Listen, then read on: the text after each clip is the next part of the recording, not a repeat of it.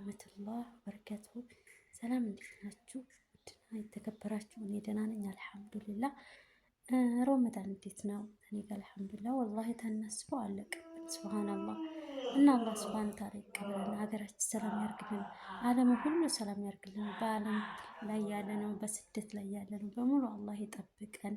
አላህ ሱብሃነ ተዓላ የተመኘነውን አላህ ያሳክቶልን ለሀገራችን ያብቃን። ለሰው ሀገር ክፉ አይንካን፣ ህመም አይንካን። ከባድ ነው። ዋናው ጤና ነው። ጤና አላህ ይስጠን እና ኢንሻአላህ እና አንዳንድ ሰዎች የኢራን መሪ በመሞቱ የሚሳለቁ አሉ። መምህር ነን፣ አስተማሪ ነን፣ ህዝብን እናስተምራለን ብለው እውቀታቸው በቃ እኔ እንጃ ምን ብዬ ልናገር? እስቲ እናንተ ፍረዱ።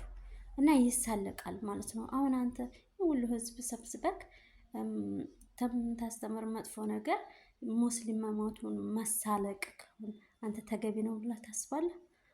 እንዳታስብ። ምክንያቱም እኛ ሰዎች የተፈጠርነው ለመሞት ነው። ስለዚህ በምንም እሱ ደግሞ ጀነት ነው የሚሄደው ላንተ ይብላኝ እንጂ ማለት ነው። ስለዚህ እና በዚህ ልክ መሳለቃችሁ ይደብራል ማለት ነው። እንደው ለራሳችሁ ህሊና ለህሊናችሁ አንዳንዴ አባቶች ነን ብላችሁ በዚህ ልክ መሳለቅ የለባችሁ። የሙስሊም መሞት አያስደስታችሁ። ሁላችንም የሰው ልጅ ተፈጥሮ ሁሉም መሞት የሚሞት ሰው ማንኛውም ነገር ማለት ነው። ፍጥር ይሞታል። እንደ እንጨት ቆመህ አትቀርም። እንጨት ራሱ ይወድቃል። እና በሰው መሞት አትደሰቱ። በሰው መጎዳት አትደሰቱ። በሰው ማን የሚባሉ ሰውዬ ሞቱ ተባለ በዜና። ኢራን ላይ ያሉት መሪ ማን ናቸው? አያቶላው ሚኒ ሞቱ ተባለ። ብዙ ሰው ጨቁነዋል አሉ። አሜሪካንም ብቅ ብላ አይ ኢራኖች እንኳን ደስ አለሽ አሉ። ለብዙ ዓመት ያለውን ችግር ነቅየት እስከ ዛሬ የት ነበሩ አሜሪካኖች? እግዚአብሔር ልኳቸው ነው። መንፈሳዊ ተልእኮ ነው። ኦሽን አቋርጠው ውቅያኖስ አቋርጠው የሰውየውን ጭንቅላት መቀየር የሚችል ትምህርት የሚሰጡበት መዋለ ነው ያላፈሰሱ። አቤት አቤት ለጽድቅ መጡ። ከዛ ድረስ ገዳዩም ለጥቅሙ ነው። እኛ ምንም የማናቀው እዚህ ልል እንላለን። ሰው ስለሞተ ልል ከማለት መድኃኒዓለም ይጠብቃል። ዓለም ክፉ ናት። እግዚአብሔር ጅራፍ ያነሳው ለጥቅማችን ነው። አሜሪካ ሚሳኤል ያስወነጨፈችው ለጥቅሟ ነው።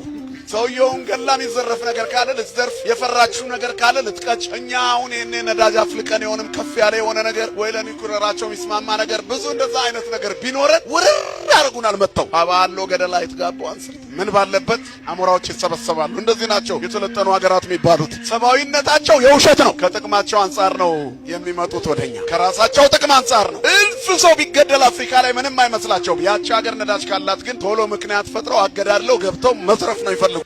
በቲክቶክ እና ስለ ራሳችሁ መጽሐፍ አስተምሩ። የሰው መሞት፣ የሰው መጎዳት፣ የሙስሊም መጎዳት፣ የሙስሊም መሞት፣ መሳለቅ እናንተ ምን ቤት ናችሁ? ማናችሁም አያገባችሁም እዚህ ላይ ማለት ነው። ሲጀምር ማለት ነው እኛ እንኳን ሙስሊም ስለሆነ ነው የሚያገባ። እናንተ ትጀምር የእኛን ስም አንስታችሁ መናገር አይጥም። ያውም አስተምረን እያስተማራችሁ ማለት ነው። በጣም ነው የምታሳፍሩት፣ በጣም ነው የምታስቁት። እኛ በእናንተ ምንም ምክንያቱም እውነት ያሸንፋል። እኛ በእናንተ አንናደድም፣ ምንም አያሳስበንም። ግን ደግሞ ስለ ራሳችሁ አስተምሩ። በቃ ስራ የላችሁም እንዴ? ወይስ ማንበብ አትችሉም እንዴ? የራሳችሁን አንብቡ ወይ ደግሞ እኛን ጠይቁን። በቃ ስለ እናንተ እኛን ጠይቁን። እኛ አንብበን እናስረዳችኋለን። በቃ እንዴ በቃ አስተምሩ። አሁን እስቲ አንድ ኡስታዝ ነው ማን ነው? አንድ ኡስታዝ ስለ ሌላ ሃይማኖት የሚቀባጥር የለም። አልሐምዱሊላህ። ምክንያቱም እምነታችን አይፈቅድም። የሰው መሞት መሳለቅ ምን ይሉታል? አሁን አንተ ሰገጤ فاتخذت من دونهم حجابا فأرسلنا إليها روحنا فتمثل لها بشرا سويا قالت إني أعوذ بالرحمن منك إن كنت تقيا قال إنما أنا رسول ربك لأهب لك غلاما زكيا قالت أنى يكون لي غلام ولم يمسسني بشر ولم أك بغيا أنا الداعي بإيماني على الإسلام رباني سأعلي رايتي دوما بسم الله أب والابن والروح القدس الله واحد آمين.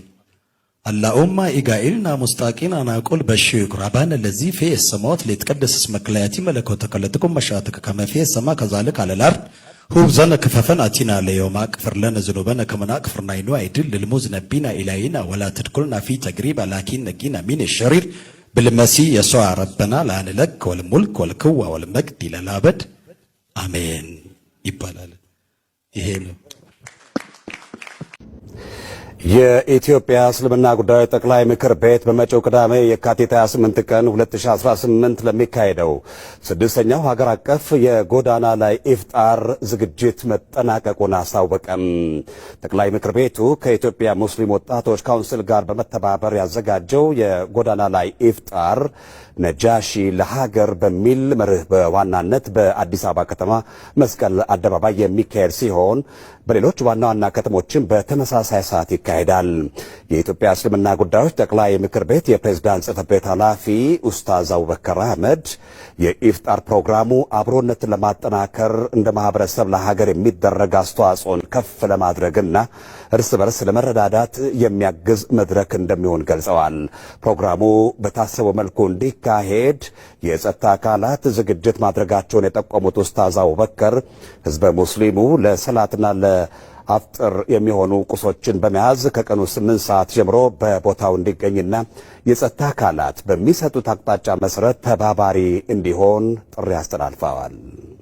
ጸጥታ መዋቅርና አስተባባሪዎች የሚሰጡትን አቅጣጫ መቀበል፣ ተቀመጡ በምንባልባቸው ቦታዎች መቀመጥ፣ ሁሉ ነገሮቻችን ስርዓት ባለው መልኩ ያመጋገብ ስርዓታችን፣ ያካሄድ ስርዓታችን አይደለም ተጠቅመንባቸው ጨርሰናቸው ስናልፍ እስልምና ባህሪ የንጽህና አንዱ ኢማን መገለጫ የሆነ ዲን ያለን ሰዎች ከመሆናችን አንፃር የተጠቀምንበትን ቦታ በማጽዳት አስፈላጊዎቹን ነገሮች በማድረግ ምንም አይነት ሁከት ሊፈጠር ስሜትን ሊያነሳሳ አላግባብ ነገሮች ሊወስዱ የሚችሉ ነገሮች ከኛ አይጠበቁም፣ የኛም አይደሉም፣ የጾም መንፈስም ስላልሆኑ እነዛ ባህሪያቶችን ልንርቃቸው እዛ ላይ ስንመጣ በጸጥታውን ለማስከበር አላስፈላጊ ነገሮች እንዳይደረጉ የጸጥታ አስከባሪ ኃይሉ የሚያደርጓቸው ፍተሻዎች ስላሉ አላስፈላጊ እንግልትም እንዳይኖር ስለት ነክ ነገሮች ወይም ደግሞ ለእንደዚህ አይነት መድረክ የማይመጥኑ ጉዳዮችን ቦታው ላይ ይዞ ባለመገኘት ያንንም ቅድመ ትብብር ማድረግ ይፈልግብናል። ያለንን ነገር በጋራ መካፈሉ አንዱ ትልቁ ድርሻችን ነው።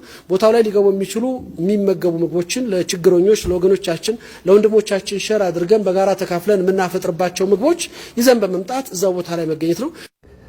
ሪፖርተራችን መሐመድ ራህመቶ እንደዘገበው በኢትዮጵያ እስልምና ጉዳዮች ጠቅላይ ምክር ቤት የሙስሊም ወጣቶች ካውንስል ፕሬዚደንት ኡስታዝ ሃይደር ከድር በበኩላቸው ኢትዮጵያና ነጃሺ ለዓለም ሙስሊም ባለውለታ መሆናቸውን ጠቅሰው የኢፍጣር ፕሮግራሙ የሀገር ገጽታን ለመገንባትና ለማስተዋወቅ ሚና ይኖረዋል ብለዋል።